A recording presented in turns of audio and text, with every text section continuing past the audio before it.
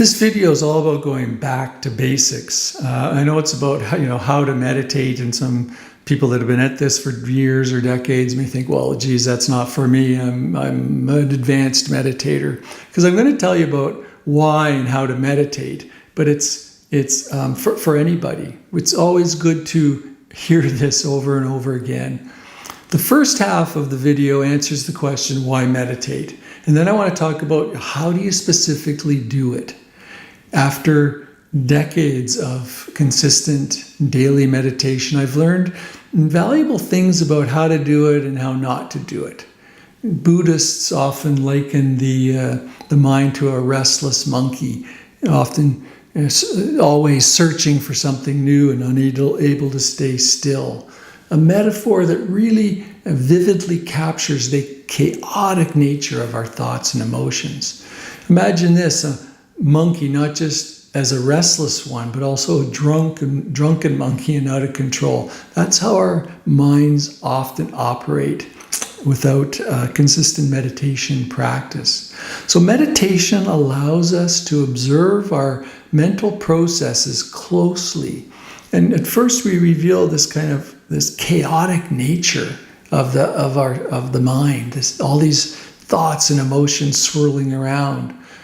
We learn to tame this unruly nature with consistent practice. We bring a sense of calm. Maybe it's like giving the monkeys sedatives. This calmness it really feels like inner peace. Gives us some emotional mastery, helping us to be we can regulate our emotions. And it can teach us to detach from all the shiny objects, external distractions out there, and make us more resilient against life's challenges. Scientific studies over the decades have validated the effectiveness of meditation. We've done EEGs and fMRI scans of people that meditate and found that it's changing the brain. It's not a passing trend. It's a timeless method of mind training that stimulates growth and development and really contributes to brain health and strengthens this thing we all know about called mindfulness. And we become aware of the present moment without judgment. Why do we do this? It leads to wise responses instead of reactive patterns in the world. And meditation also opens the door to enlightenment, where we kind of transcend the ego and have a deep sense of connection with our true nature of peace, love, and wisdom. And this transformative potential highlights the profound changes that consistent meditation can bring. Now let's get into what meditation actually is, how to do it. It's about sitting quietly and being fully aware of the present moment without trying to change whatever's happening. Sounds simple, right? It's a practice of just focusing our attention on nothing in particular, not getting caught up in the continuous stream of thoughts that often flood the mind. Just seeing thoughts like passing clouds. They come and they go. Sometimes they're big clouds, sometimes they're stormy clouds, sometimes they're fluffy clouds. But they're all just ultimately fleeting. Meditation teaches us to observe these thoughts without getting carried away by them. And this really fosters a deep sense of stillness and clarity. So step one involves setting a timer. Make sure you use a timer and just set it for, 20 to 30 minutes. Find a quiet space if you have one, where you can kind of sit comfortably in an upright posture. Sitting on a chair is fine. Just have a straight spine. Maintaining this kind of straight spine is crucial, and is mostly to combat drowsiness that comes up for some people during meditation. And using a back support is fine as well. But ultimately, relying on your muscles for support will sharpen your alertness. So closing your eyes if you find that helpful, and then just sitting and noticing the breath. Noticing how the breath just flows naturally. Nothing to do with it, just let it flow. So the essence of meditation lies in observing whatever is unfolding, including thoughts, emotions, without getting entangled in them. Thoughts like checking emails or planning the day may come up, that's fine, but instead of diving into these mental narratives, you just acknowledge them and let them pass. And this process trains your mind to remain focused and accepting, gradually increasing your ability to stay present and undisturbed by all the fleeting thoughts. So this simple meditation technique doesn't require extensive reading or lots of equipment. It's really what's key is consistency. Regularly practicing this method. And gradually your meditation kind of takes on a power of its own. It's like a snowball rolling down a hill, leading to deeper and deeper awareness. So perfecting it isn't the goal. It's just about observing the mind, its tendency to wander, and then just coming back again and again to the present moment. You'll inevitably get carried away many, many times by thoughts, sometimes for a few seconds, a few minutes, perhaps your whole 30-minute sitting. Whenever you notice it, simply bring yourself back without any judgment, without any frustration. During your meditation session, you'll experience distractions, excuses, the urge to stop practicing, the urge to complicate the practice. There must be more to it than this.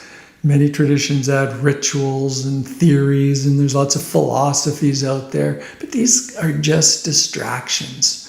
The essence of meditation lies in its simplicity, sitting quietly, observing what's arising, being fully present, non-judgmentally. And as I said, your mind will likely resist meditation. It's going to seek distractions. It's going to seek to complicate the whole process. And this can manifest as, maybe I'll do it tomorrow, not today, or maybe I need to read more about it before I do any more. Maybe I'll listen to a talk about it rather than do it.